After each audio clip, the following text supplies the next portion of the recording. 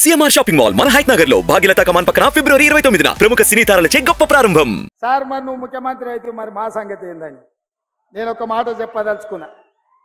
మీ కష్టంతోని మీ శ్రమతోని మేము ఇక్కడికి వచ్చినాం. ఈ వేదిక మీద ఉన్న ఎవ్వరూ మేము సొంతంగా నాయకులం అయినోళ్ళు కాదు.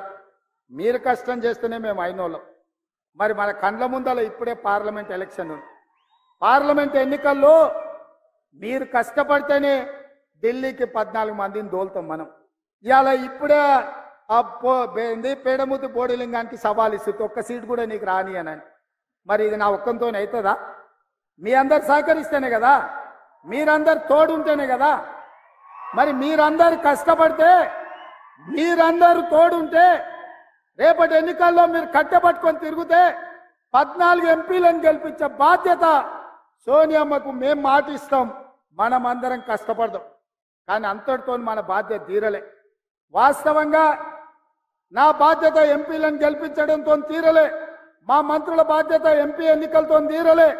అసలైన బాధ్యత క్రమశిక్షణ కలిగిన కార్యకర్తలను సర్పంచులుగా, ఎంపీటీసీలుగా, జడ్పీటీసీలుగా, జిల్లా పరిషత్ చైర్మన్లుగా, మండల పరిషత్ అధ్యక్షులుగా మిమ్మల్ని గెలిపించినప్పుడు వార్డు మెంబర్లుగా ప్రతి హోదాలో కార్యకర్తలను గెలిపించినప్పుడే నిజమైన కాంగ్రెస్ పార్టీ నాయకులం అనిపించుకుంటాం.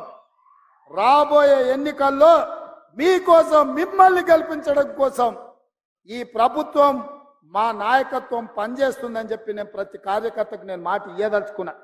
ఎవరైతే కష్టపడ్డారో, ఎవరైతే నష్టపోయినరో, ఎవరైతే పార్టీ జెండాను మోసిండ్రో ఆ కార్యకర్తల్ని వాళ్ళ అర్హతను, వాళ్ళ అవకాశాన్ని బట్టి వార్డు మెంబర్లుగా, సర్పంచులుగా, ఎంపీటీసీలుగా, ఎంపీపీలుగా, జిల్లా పరిషత్ చైర్మన్లుగా గెలిపించే బాధ్యత నాది, మా అందరిది అని చెప్పి నేను ఈ సందర్భంగా చెప్పదలుచుకున్న మిత్రులారా. అదే విధంగా రామోనాన్ని అందిస్తున్నాడు పక్క నుంచి.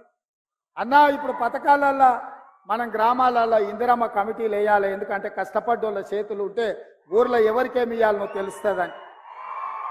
ఆల్రెడీ పాత 10 ఉమ్మడి జిల్లాలకు 10 మంది ఇన్ఛార్జ్ మంత్రులను వేసిన. మీ నియోజకవర్గాల నుంచి ప్రతి గ్రామం నుండి 5 మందిని సభ్యులను వివిధ సామాజిక వర్గాల నుంచి మీరు మీ ఎమ్మెల్యే ద్వారా సంతకం పెట్టి ఇన్ఛార్జ్ మంత్రికి ఇవ్వండి. ఇందిరమ్మ కమిటీలను వేసి ఇండ్లైనా, పెన్షన్ అయినా, సిలిండర్ అయినా, ఏ పథకమైనా మీ ద్వారా పేదలకు చేర్పించే బాధ్యత మన ప్రభుత్వం తీసుకుంటుంది అని చెప్పి నేను ఈ సందర్భంగా తెలియజేస్తున్నా. మిత్రులారా, చాలా మంది అధికారం వచ్చిన తర్వాత కార్యకర్తల్ని మర్చిపోతారని ఉంది. కానీ నేను కార్యకర్తలకు నాయకుడిని, నేను మీలో ఒక్కడిని.